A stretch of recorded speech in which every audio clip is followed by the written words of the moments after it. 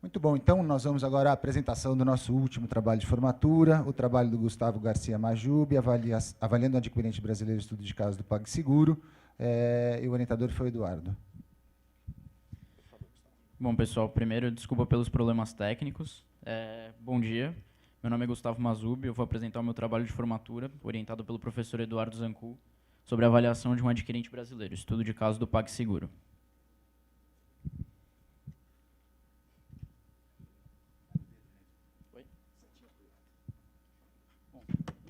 Esse trabalho foi dividido em 6 sessões.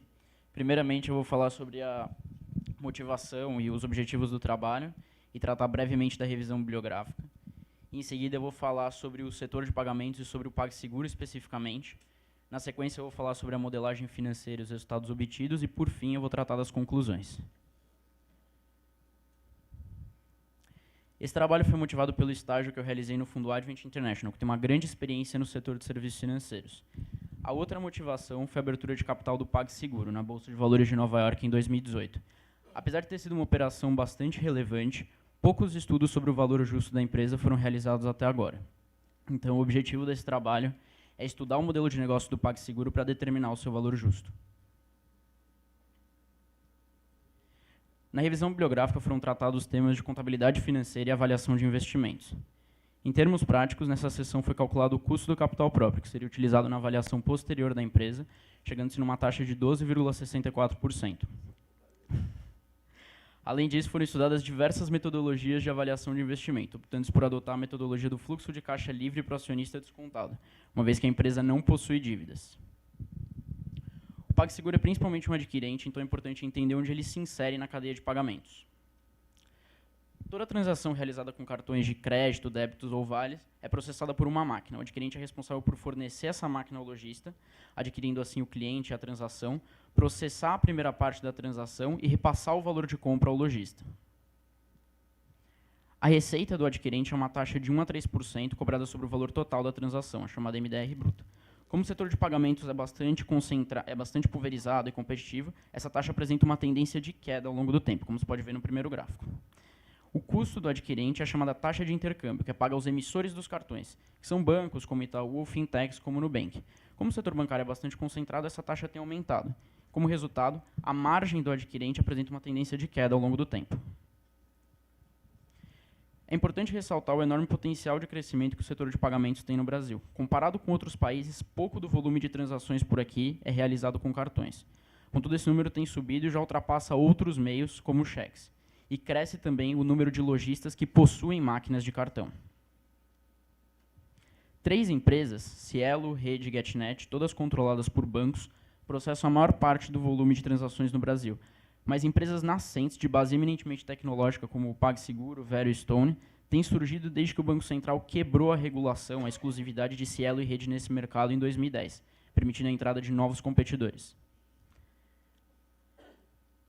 Apesar de ser 17 vezes menor do que a líder de mercado Cielo, o PagSeguro já vale mais do que a sua concorrente na Bolsa de Valores. O que explica essa precificação? Para entender, é necessário se aprofundar no modelo de negócios do PagSeguro. O PagSeguro foi fundado em 2006 como parte do Grupo UOL e, além de atuar como adquirente, ele oferece outros serviços financeiros, como pagamento de boletos e transferências bancárias, e outros serviços digitais, como softwares antifraude, todos ligados a uma conta digital que a empresa disponibiliza gratuitamente. Desde que ela passou a atuar como adquirente em 2013, ela cresceu em 10 vezes o volume anual de pagamentos que processa. A principal fonte de receita do PagSeguro é a taxa MDR, cobrada sobre as transações que ela processa como adquirente, por meio das máquinas de cartão ou da sua conta digital. A empresa também vende máquina de cartão para os lojistas, mas a margem desse serviço é baixa, porque as máquinas são vendidas a custo, de modo a aumentar a base de lojistas. Além disso, no Brasil, os lojistas recebem o pagamento por transações no crédito 30 dias após a realização dessas transações. O PagSeguro oferece aos lojistas antecipar esse recebimento, pagando os lojistas em 1 ou em 14 dias em troca de uma taxa, que é proporcional ao prazo em que esse recebível é antecipado. Essa também é uma fonte de receita bastante relevante para a companhia. O crescimento acelerado do PagSeguro está relacionado ao nicho em que ele foca, o de microempreendedores individuais ou MEIs, que cresce 38% ao ano, mas que é subpenetrado em cartões. Só 28% dos MEIs aceitam essa forma de pagamento.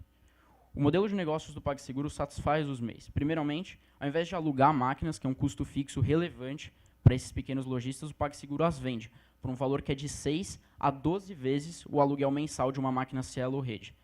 Além disso, a conta digital do PagSeguro aceita lojistas que não conseguem abrir contas bancárias para receber o pagamento por transações, ou porque são informais, não têm CNPJ, ou porque não conseguem arcar com as altas despesas bancárias. E a própria conta digital é um fator de diferenciação para o PagSeguro, porque permite que ele lance novos produtos financeiros com baixo custo marginal. Um exemplo é o cartão pré-pago ligado à conta digital, que foi lançado recentemente.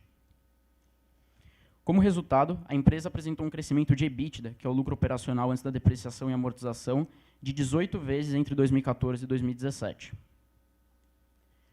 Para traduzir esses conhecimentos em uma estimativa de valor para a companhia, foi necessário elaborar um modelo financeiro, que foi projetado trimestralmente até 2027. Primeiramente, estimou-se que a empresa vai ganhar clientes a uma taxa de 7% ao ano, alcançando uma participação de mercado de 51% entre os MEIs. Como resultado, ela vai crescer em cerca de 30% ao ano o volume anual de pagamentos que processa. Além disso, por conta da dinâmica de competição que já foi descrita, a margem do adquirente, a taxa MDR, vai cair 40 pontos base até 2027. Estima-se que a receita com serviços de transação vai crescer por conta do aumento no volume de pagamentos processados, porém com menor margem, por conta da queda na taxa MDR líquida. A receita com venda de máquinas, que é uma tecnologia bastante simples, vai crescer pouco, principalmente porque o custo dessas máquinas vai ser reajustado abaixo da inflação. Quanto à receita com antecipação de recebíveis, o Banco Central já indicou que pretende reduzir o prazo de repasse aos lojistas dos atuais 30 dias. Como resultado, menos lojistas vão antecipar recebíveis. Estima-se que em 2027, só 35% das transações no crédito vão ser antecipadas. Hoje esse número é de 61%.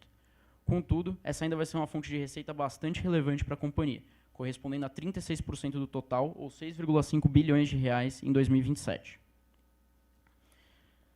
As despesas de marketing foram projetadas com base no custo de aquisição de clientes e as despesas de pessoal foram projetadas com base em repasses da inflação. Os demais custos e despesas foram projetados como proporção da receita.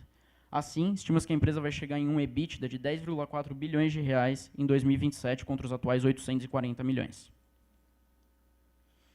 O investimento em capital de giro é a fonte de consumo de caixa mais relevante para a companhia. Estima-se que esse investimento vai aumentar por conta da maior proporção de transações no crédito que tem um prazo de recebimento mais longo. Quanto aos investimentos em capital, principalmente sistemas da informação, estima-se que eles vão acompanhar o crescimento das receitas até 2023 para suportar a expansão da companhia, mas depois disso vão cobrir a amortização e a depreciação. Além disso, como a empresa gera caixa livre para o acionista, estimou-se que ela vai pagar cerca de 80% do lucro líquido em dividendos. Assim, adotando a metodologia do fluxo de caixa livre para o acionista, com uma taxa de desconto de 12,6% e um crescimento na perpetuidade de 6,8% ao ano a partir de 2028, que é o crescimento nominal do PIB de longo prazo, chega assim um valor de 30,6 dólares por ação do PagSeguro. Esse valor foi sensibilizado por meio dos múltiplos valor da empresa sobre EBITDA e preço sobre lucro, e também com mudança de premissas-chave, como o custo do capital próprio e o crescimento na perpetuidade. Esse resultado implica uma valorização de cerca de 13% ante o preço atual da ação, que é de 27 dólares. Como essa é uma valorização baixa, mas positiva, a recomendação desse trabalho é neutra, ou seja, não se recomenda nem a compra da ação e nem a venda das ações a descoberto. Isso acontece porque o crescimento bastante acelerado da empresa já é esperado pelos investidores e, como mostrou esse trabalho, já está embutido no preço atual da ação. Pode-se dizer que esse trabalho teve 3 grandes aprendizados. O primeiro foi a aplicação do meu trabalho cotidiano, que é avaliar empresas para um setor que eu ainda não conhecia e para poder contribuir com a literatura de avaliação dessa empresa em específico. O segundo foi corroborar que, apesar de nenhuma metodologia de avaliação ser 100% precisa, o estudo detalhado de uma empresa e de um setor e a criação de premissas embasadas permite chegar a um resultado com um bom grau de confiabilidade. E, por fim, esse trabalho foi importante para me introduzir ao setor de pagamentos, que apresenta um potencial de crescimento muito grande no Brasil, que já produziu empresas como Stone e Nubank, em que empresas nascentes, fintechs, como é o caso do PagSeguro, tendem a ganhar mercado das incumbentes nos próximos anos, porque elas têm mostrado uma baixa capacidade de inovar e de se adaptar à mudança. Eu gostaria de agradecer a atenção de todos, agradecer ao professor Eduardo Zancu pela orientação nesse trabalho, em vários trabalhos durante a graduação, e me colocar à disposição para questões.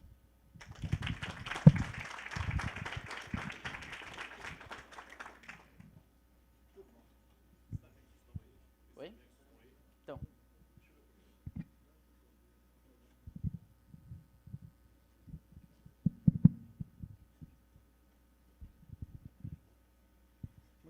agradecer, então, ao Gustavo. Gustavo, aqui o seu certificado de finalista. Então, agora chegamos ao nosso momento do anúncio do trabalho, do Melhor Trabalho de 2018. Antes de prosseguir com o anúncio, eu gostaria só de convidar os alunos do quinto ano a permanecerem na sala depois do encerramento, para que a gente possa, então, fazer a nossa apresentação da lógica toda do TF, como chegar a esse belíssimo evento ao final no começo do ano que vem.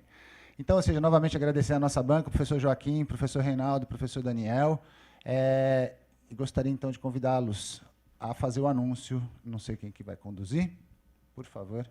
Algumas palavras sobre os trabalhos. Algumas palavras sobre os trabalhos, então, anúncio. Muito obrigado, Joaquim. Só porque eu tenho cabelo branco, hein? Vocês imaginem que a gente fez um julgamento por videoconferência, estavam esses dois juntos, eu do outro lado da tela, e ele fala, pô, tem um cotonete do outro lado da tela. Cabelo branco. Mas eu prefiro assim do que tingir, ficar com aquela cor de caju, que tem muito velho aí, né, que não cuida. Fica horrível. Bom, pessoal, assim como esses 3 trabalhos a gente viu aqui, o que sempre valorizou o nosso trabalho de formatura, o nosso curso de produção, foi o trabalho de formatura, que vocês se formam já com 1 ano de experiência. É bem diferente de outros cursos. Inclusive, a gente não chama o trabalho de formatura de TCC, né? É trabalho de formatura, é o TF. O TCC tem tudo quanto é faculdade por aí, aqui é trabalho de formatura. E realmente são trabalhos profissionais, muitos deles têm nível de trabalho de mestrado. Qualquer um desses 3 aqui, talvez um pouco mais elaborado, com a parte mais de referência bibliográfica, trabalhando mais numa formatação de metodologia de pesquisa científica, a gente poderia talvez até enfrentar uma banca de mestrado com chance de ser aprovado. Então, a gente tem muito orgulho dos nossos alunos, tem muito orgulho do nosso trabalho de formatura, e a gente viu aqui 3 exemplos que foram um problema para nós, tá? Não pela baixa qualidade, mas pela altíssima qualidade. Isso lembra um pouco... Quando eu me formei, já faz muito tempo, em 72, quem tinha trabalho de formatura era só o curso de produção. Inclusive, as empresas pagavam... Isso é um pouco de história, não sei se vocês lembram. Mas as empresas pagavam um salário mínimo por mês para o departamento pelo privilégio de ter um aluno de produção fazendo um trabalho de formatura lá com orientação de um professor. As empresas valorizavam muito isso, porque um aluno de alto nível, com um professor de alto nível do outro lado, produzindo um trabalho que, como esse que vocês fizeram, eles pagariam uma fortuna aí para essas empresas de consultoria fazerem, e o resultado eu garanto que não seria tão bom como o que vocês fizeram. Então, quem sabe no futuro a gente consegue voltar a esse esquema que foi implantado pelo professor Sansão Voiler, na época, que era o nosso chefe de departamento. Mas foi uma dificuldade muito grande, realmente, da gente chegar a fazer essa avaliação. Os trabalhos do Rafael e do Gustavo são relativamente parecidos, em função do tema. Tivemos o trabalho aí da Angélica, e foi uma discussão bastante boa. E no final, a gente acabou optando por considerar como o melhor trabalho, não que ele seja melhor do que os outros, mas a gente tinha que escolher algum. E a gente, então, optou por escolher o trabalho da Angélica como trabalho premiado, pelo fato de envolver muita coisa de engenharia de produção, bastante coisa de metodologia, inovação no sentido do e-learning. Quer dizer, então, é um trabalho que agregou, envolveu qualidade, envolveu Kaizen, envolveu a parte de educação. E não que os outros não tenham feito isso. Os outros são trabalhos de muito valor. Mas os outros trabalhos eles foram mais focados, o dela foi um pouquinho mais amplo. Foi esse o único diferencial. Tá? Não foi porque está melhor ou está pior. Foi dentro de uma filosofia que a gente tem no próprio departamento de valorizar essa posição do engenheiro de produção dentro da inovação e dentro da busca de uma amplitude maior na empresa. Então, não sei se os colegas de banca querem comentar alguma coisa a mais. Então, devolvo a palavra aqui ao professor. Muito obrigado, Joaquim. Obrigado, então, ao Reinaldo, obrigado ao Daniel, parabéns ao Eric, parabéns ao Eduardo. Então é isso, senhoras e senhores. Gostaríamos de agradecer muito então, à banca pelo trabalho cuidadoso e pela avaliação toda. Lamentar de novo que a Angélica não pudesse estar aqui presencialmente. E agradecer a todos, então, pela presença e pela participação.